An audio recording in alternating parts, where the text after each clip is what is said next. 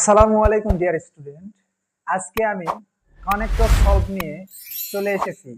আজকে আমাদের ক্লাসটি হলো নবম দশম অর্থাৎ এসএসসি পরীক্ষার্থীদের জন্য সিলেট বোর্ড 2020 সালের কানেক্টরসটি সমাধান। তো ডিয়ার স্টুডেন্ট, চলো শুরু করা যাক কানেক্টর সমাধানটি।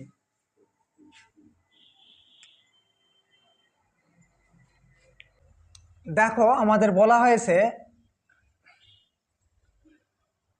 Summer season is very painful and disgusting.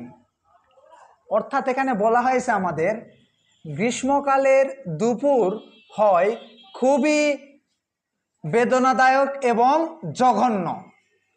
তারপরে এ নম্বরে আমাদের বলা হয়েছে ড্যাশ দ্য সান শাইন্স।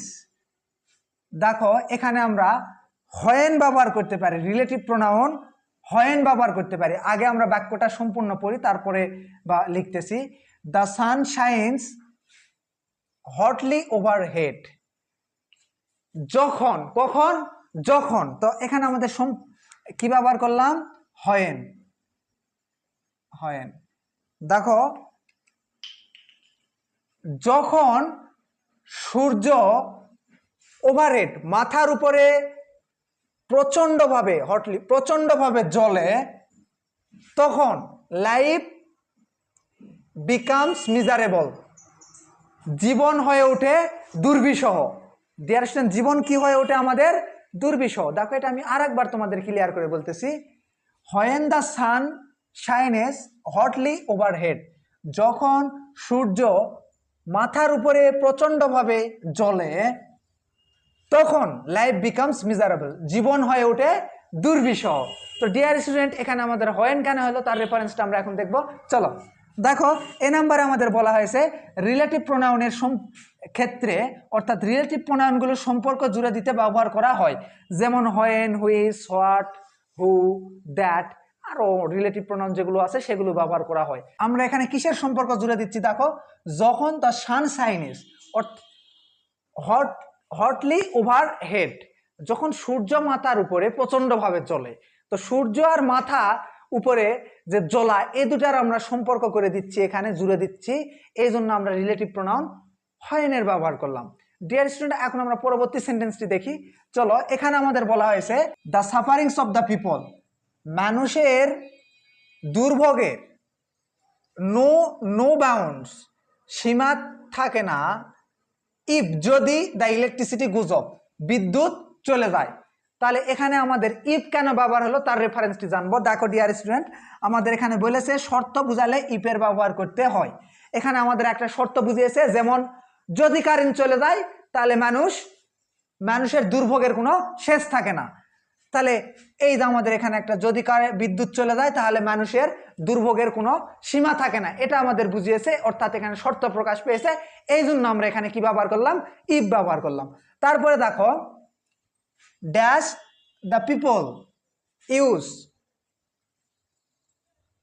মানুষেরা ব্যবহার করে হ্যান্ড ফ্যানস, হাত পাখা, টু ফ্যান দেমসেলফ, তাদের নিজেদের জন্য পাখা হিসেবে কি ব্যবহার করে? হাত পাখা ব্যবহার করে। তো এখানে দেখো, আমরা কি ব্যবহার করতে পারি? সো অথবা দেয়ারফোর অথবা অ্যাজ এ রেজাল্ট, এগুলো ব্যবহার করতে পারি। দেখো, আমি বাংলাটা আরেকবার করে দিচ্ছি। সো দ্য পিপল, তাই মানুষেরা use hand fans to fan themselves, তাদের নিজেদের পাখার জন্য ব্যবহার করে হাত পাখা। তো এর রেফারেন্সটি আমরা দেখব কেন সু হলো।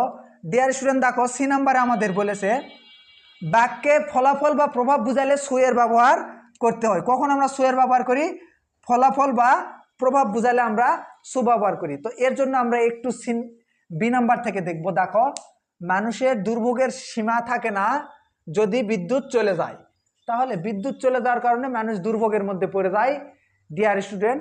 তারপরে সেন্টেন্সটিতে বলা হয়েছে যে তাই, তার মানে যেহেতু বিদ্যুৎ চলে যায় তাই মানুষেরা কি ব্যবহার করে? হ্যান্ডস ফ্যান ব্যবহার করে, অর্থাৎ হাত পাখাগুলো ব্যবহার করে। এই যে আমাদের এখানে ফলাফল বুঝিয়েছে, এই জন্য আমরা কি ব্যবহার করলাম ডিয়ার স্টুডেন্ট? সু ব্যবহার করলাম। এখন আমরা পরের সেন্টেন্সটি দেখব। দেখো, আমাদের এখানে কি বলা হয়েছে? Children can neither sleep dash read, শিশুরা এই নেইদার মানে কোনোটিই না, স্লিপ রিড, ঘুমাতেও পারে না পড়তেও পারে না। তো ডিয়ার স্টুডেন্ট, এই নেইদার আমরা যেখানে দেখবো সেন্টেন্সে নেইদার থাকলে আমরা ওই সেন্টেন্সটিতে কানেক্টরস কি বসাবো, নর বসাবো। কি বসাবো? নর বসাবো। তো ডিয়ার স্টুডেন্ট, নর কেন হলো আমরা তার রেফারেন্সটি জানবো। আসো দেখো, নেইদার থাকলে আমাদের নর ব্যবহার বসে, আর সেন্টেন্সে যদি আইদার থাকে তাহলে আমাদের অর ব্যবহার করতে হয়। তো ডিয়ার স্টুডেন্ট দেখো, আমরা বাংলাটা করে আরেকবার বুঝি। চিলড্রেন ক্যান নেইদার স্লিপ, শিশুরা কোনোটি পারে না, স্লিপ নর রিড, ঘুমাতে অথবা নতুবা পড়তে, কোনোটাই পারে না যদি বিদ্যুৎ চলে যায় সেক্ষেত্রে। তারপরে দেখো, they feel out of sorts, তারা কি বোধ করে? অসুস্থতা বোধ করে। তারপরে দেখো লাস্ট নাম্বারে, dash the poor suffer most, এখানে আমাদের হবে কানেক্টরসটি যে দরিদ্ররা সবচেয়ে বেশি কি হয়? ক্ষতিগ্রস্ত হয় বা সবচেয়ে বেশি ভোগে যদি বিদ্যুৎ চলে যায়। তো আমরা এখানে কি ব্যবহার করব? বাট। কি ব্যবহার করব? বাট। তো ডিয়ার স্টুডেন্ট, বাট কখন ব্যবহার করতে হয় তার রেফারেন্সটি আমরা দেখব। দেখো, বিপরীত বাক্য বুঝালে আমাদের বাট ব্যবহার করতে হয়। বিপরীত বাক্য বুঝালে আমাদের বাট ব্যবহার করতে হয়। দেখো, আমাদের শিশুরা এখানে কোনোটি পারে না, ঘুমাতেও পারে না নতুবা পড়তেও পারে না, তারা অসুস্থ বোধ করে। বাট কিন্তু দরিদ্ররা, but the suffer poor most, কিন্তু গরিবেরা অথবা দরিদ্ররা সবচেয়ে বেশি কি ভোগে অথবা সবচেয়ে বেশি ক্ষতিগ্রস্ত হয়। কিসের জন্য ক্ষতিগ্রস্ত হয়? দেখো, they work outside in the burning sun, তারা ঘরের বাহিরে প্রখর তাপে বা প্রখর রোদে, সূর্যের রোদে বা সূর্যের তাপে কাজ করে, এই জন্য তারা বেশি ক্ষতিগ্রস্ত হয়। তো ডিয়ার স্টুডেন্ট দেখো, আমাদের এ নাম্বারে হলো হয়েন, এ নাম্বারে আমাদের কানেক্টরস হয়েন, বি নাম্বারে আমাদের ইফ, সি নাম্বারে আমাদের সো, ডি নাম্বারে আমাদের নর, তারপরে ই নাম্বারে আমাদের বাট হয়েছে। তো এই ছিল আমাদের সিলেট বোর্ড 2020 সালের কানেক্টর সমাধানটি। ডিয়ার স্টুডেন্ট, আমাদের চ্যানেলটিকে সাবস্ক্রাইব করুন এবং পাশে থাকা বেল আইকনটি বেজে দিন, যাতে করে আমাদের নতুন ভিডিও আপনাদের পেজের প্রথমে চলে আসে। তো এতক্ষণ আমাদের সঙ্গে থাকার জন্য অসংখ্য ধন্যবাদ। আসসালামু আলাইকুম ওয়া রাহমাতুল্লাহি ওয়া বারাকাতুহু।